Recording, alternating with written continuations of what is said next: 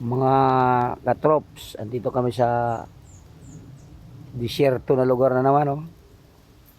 Meron daw dito na tunugan na may baboy ramo. Hahanapin namin. Kasama ko si Magbubukid, ayan, oh.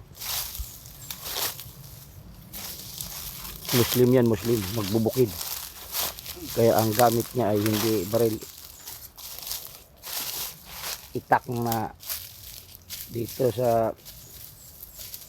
area nila, ganyan ang gamit nila, oh. Pabaluktot tawag sa sarad.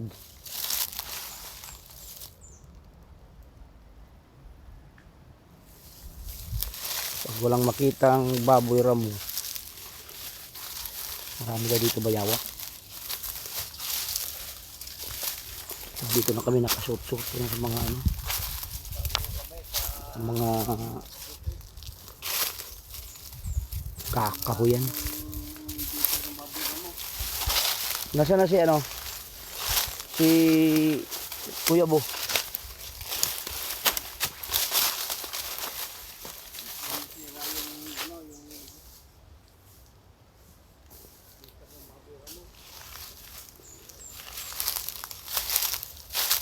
Wala dito mong tanim na iba kung di puro kahoy.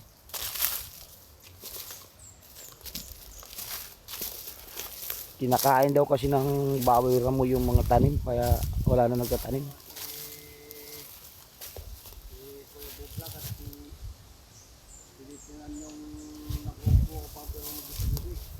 Sana matsamba namin yung baboy ramo.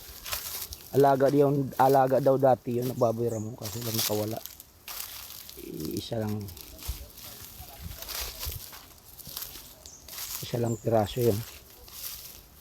Kaya pinapabor na sa may-ari kung sino makahuli, bigay na lang daw.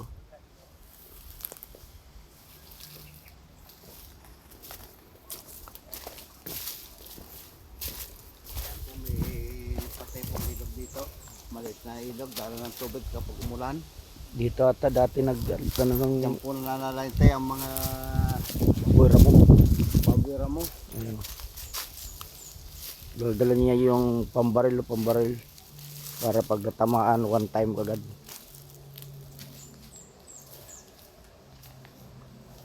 Kahit bayawak, babarilin daw ni Kuya Bu.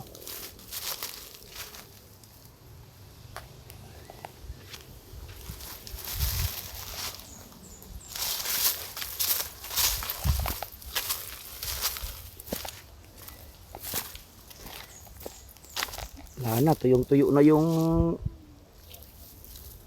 tawagin sa probinsya, sapa. Dito ay kilat. Ayan. Dito ata nasilong yung baboy ramo na yan, ha.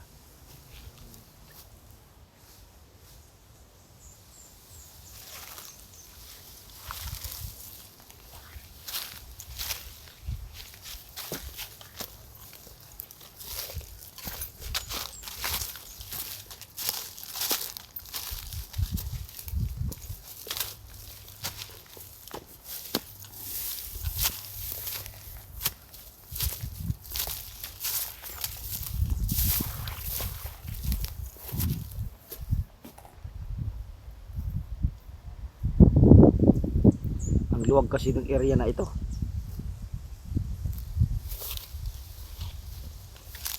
+100 hektar. Kaya may posibilidad na nandito ngayong mga wild animals nagkatago.